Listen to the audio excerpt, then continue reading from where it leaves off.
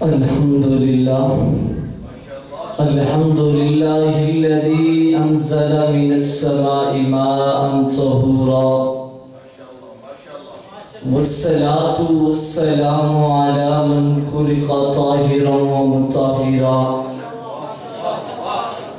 اما بعد فاعوذ باللہ من الشیطان الرجیم بسم اللہ الرحمن الرحیم صدر مجلس ارباب علم و دانش اور عزیز ساتھیوں، آج میرا موضوع سخن ہے صفائی کی ضرورت و اہمیت۔ اسلام صفائی پسند مذہب ہے جو انسان کو ہر لحاظ سے صاف ستھرا رہنے کی تعلیم دیتا ہے، اور صفائی اللہ کا حکم اور حضور صلی اللہ علیہ وسلم کی مستقل سنت ہے۔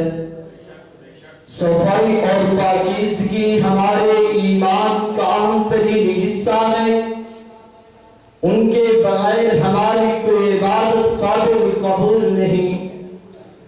شریعت مطہرہ میں صفائی کو نصف ایمان قرار دیا گیا۔ بحقیقت مسلمان ہمیں اپنے جسم کے ساتھ ساتھ لباس، جگہ، ماحول اور روح کو پاک رکھنے کی ہدایت فرمائی گئی ہے۔ دنیا میں صرف اسلامی و احسن مذہب ہے جو صفائی اور پاکیزگی کی بنیاد پر حلال و حرام میں فرق کرتا ہے۔ صاف ستھرے انسان کو ہر کوئی پسند کرتا ہے اور گندے انسان سے ہر کوئی دور رہنے کی کوشش کرتا ہے۔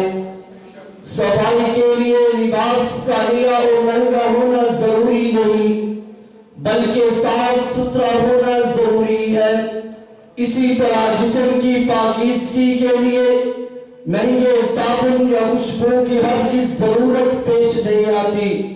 صرف وضو اور غسل کے حوالے سے اسلام کے بتائے ہوئے فرائض اور سنتوں پر عمل کر کے صفائی کا اہم ترین حصہ حاصل کیا جا سکتا ہے۔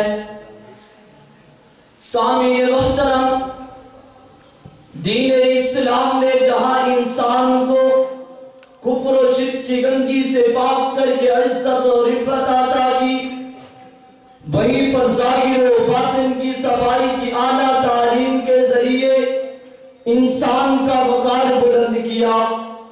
بدن کی صفائی ہو یا لباس کی ستھرائی، ظاہری شکل و صورت کی خوبی ہو یا طور طریقے کی اچھائی، مکان اور ساز و سامان کی صفائی ہو یا سواری کی دھڑی، الغرض ہر چیز کو پاک صاف رکھنے کی ترغیب دی گئی ہے۔ صفائی کی اہمیت پر حضور صلی اللہ علیہ وسلم کا فرمان ہے، جب بچہ اس دنیا میں آتا ہے تو خون میں لت پت ہوتا ہے، اس کے پیدا ہونے کے بعد ہی اس کے ساتھ صفائی کا تعلق جڑ جاتا ہے۔ پھر بچے کے سمجھدار ہونے تک اس کی صفائی ستھرائی اور اس سے نفاست پسند بنانے کی ذمہ داری اس کے والدین سرپرست ادا کرتے ہیں۔ بالغ ہونے کے بعد اس پر اسلام کے کئی احکامات مثلا نماز، روزہ، حج وغیرہ لازم ہوتے ہیں۔ اسی طرح انتقال کے بعد بھی شریعت میں غسل دے کر دفنانے کا حکم ہے۔ اسلام میں صفائی کی اتنی اہمیت ہونے کے باوجود ہمارے معاشرے میں بعض لوگ صفائی کے معاملے میں سستی کا شکار ہیں، جن کے ارد گرد اور ان کی روزمرہ کے استعمال ہونے والی چیزیں وہ بزبان حال چیخ چیخ کر کہہ رہی ہوتی ہے کہ مجھے صاف کیا جائے۔ اگر انسان خود صاف ستھرا اور اس کے آس پاس کا ماحول بھی صفائی والا ہو تو یہ اس کے بدن اور اس کی سوچ کے صحت مند بننے میں بڑا مددگار ثابت ہو سکتا ہے۔ جب بدن اور سوچ صحت مند ہو تو آدمی دین و دنیا کے بے شمار کام نہایت عمدگی کے ساتھ کر سکتا ہے۔ جب وہ عبادت کرے گا تو اس میں بھی اس کو لذت آئے گی اور خشوع حاصل ہوگا۔ اسی طرح جب ہوتا ہے تو اس کا اثر اس کے باطن پر بھی پڑتا ہے، کیونکہ ان دونوں کا آپس میں تعلق ہوتا ہے۔ کون کس کی طرف میل ہوتا ہے، آدمی غور کرے کہ صاف شخص اسے کتنا پسند آتا ہے، ایسے شخص کے ساتھ رہنا، اس کے قریب بیٹھنا کس قدر اچھا لگتا ہے۔ صاف ستھرا آدمی صاف ستھرے لوگوں میں بیٹھتا ہے، جیسا کہ مثال بیان کی جاتی ہے کہ ہر جنس اپنے جنس کی طرف میل ہوتی ہے، تو ہمیں بھی اپنی صفائی کا جائزہ لینا چاہیے۔ جس طرح ہم صفائی پسند طبیعت کے مالک ہوں گے تو اسی طرح ہمارا دل بھی صفائی کی طرف ہوگا۔